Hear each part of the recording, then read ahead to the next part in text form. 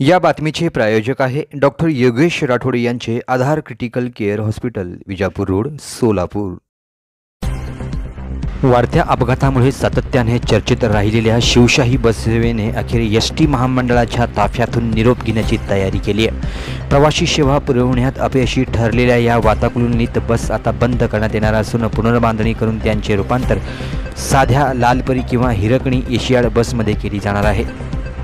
पहिल्या टप्प्यात 100 शिवशाही बसचे रूपांतर हिरकणी बसमध्ये केली जाईल। यासाठी शिवशाही बसमधील वातानुकूलन यंत्रणा काढून टाकली जाणार आहे।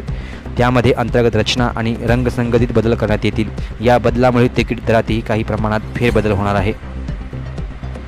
सध्या महामंडळाकडे 790 स्वमालकीच्या शिवशाही बस आहेत। त्यापैकी निम्म्याच बस प्रत्यक्ष प्रवासी सेवेत असून उर्वरित बस नादुरुस्त अवस्थेत कार्यशाळामध्ये उभ्या आहेत। सुरुवातीपासूनच शिवशाही बस तांत्रिक बिघाड, अपघातांची वाढती संख्या, कमी वेग, वातानुकूलन व्यवस्था काम न करणे, खडखड आवाज, रस्त्यात बंद पडणे अशा विविध समस्यामुळे चर्चेत राहिल्या होत्या।